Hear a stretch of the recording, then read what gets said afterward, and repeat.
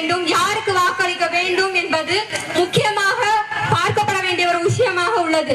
ஒரு சட்டை 2 நிமிஷம் 1 நிமிஷம் போடுவோம். அந்த சட்டைக்கெல்லாம் அவ்வளவு நேரம் ஒதுக்கி ட்ரெஸ் எடுக்கிற நம்ம 5 வருடம் நம்மளை ஆட்சி செய்ய போகிற ஒரு அதிகாரம் படைத்தவர்களை எப்படி தேர்ந்தெடுக்கிறோம்?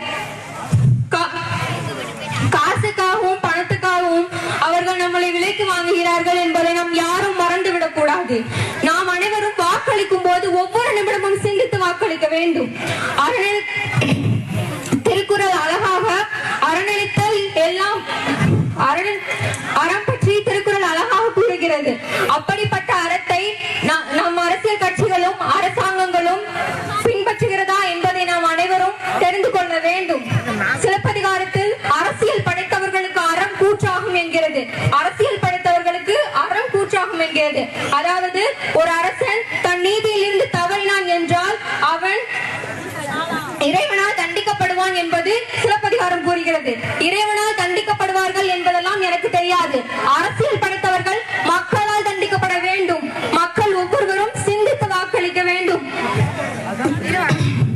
உங்கள் வாக்கு நீங்கள் மட்டும் நிர்ணயிப்பது அல்ல. உங்கள் ஒவ்வொரு வாக்கும் உங்கள் அடுத்த தலைமுறையின் வாழ்க்கையும் அடங்கி இருக்கிறது என்பதை நீங்கள் அனைவரும் சிந்தித்து வாக்களிக்க வேண்டும். நீங்கள் அனைவரும் உங்கள் வாழ்நாளில் இயற்கை வளம் என அனைத்தையும் அனுபவித்து விட்டு உட்கார்ந்திருக்கிறீங்க. ஆனா நாங்க அப்படி கிடையாது. எங்களுக்கு வளம் அத்தனையும் சுரண்டப்பட்டு கொண்டிருக்கிறது. அத்தனை வளங்களும் எதுவுமே சொல்றதுக்கு மண்ணு தண்ணி பாறை எல்லாமே சுரண்டப்பட்டு கொண்டிருக்கிறது.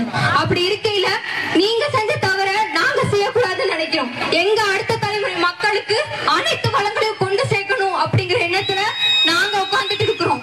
ஆனா இது போன்ற எங்கள் முடிவுக்கு நாங்க நிக்கணும் அப்படின்னா உங்க அத்தனை பேருடைய துணையும் எனக்கு தேவைப்படுது, எங்க எல்லாத்துக்கும் தேவைப்படுது.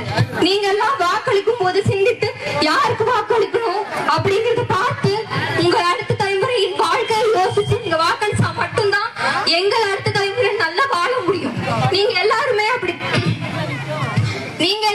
உங்களுடைய தலைமுறையினர் கொடுத்த அத்தனை இருக்கவங்களும் அனுபவிச்சுட்டு உட்கார்ந்துருக்கீங்க. ஆனா நான் ஏற்கனவே சொன்ன மாதிரி எங்களுக்கு எல்லாமே நாங்க இழந்துட்டு இப்போ மீதி இருக்கிற வளங்களை அது காப்பாற்றணும் அப்படிங்கிற ஒரு எண்ணத்தோட நிக்கிறோம். எங்க அனைவருக்கும் நீங்க கை கொடுக்கணும் அப்படின்னு நினைச்சு என்னுடைய உரையை முடிக்கிறேன். நன்றி, வணக்கம்.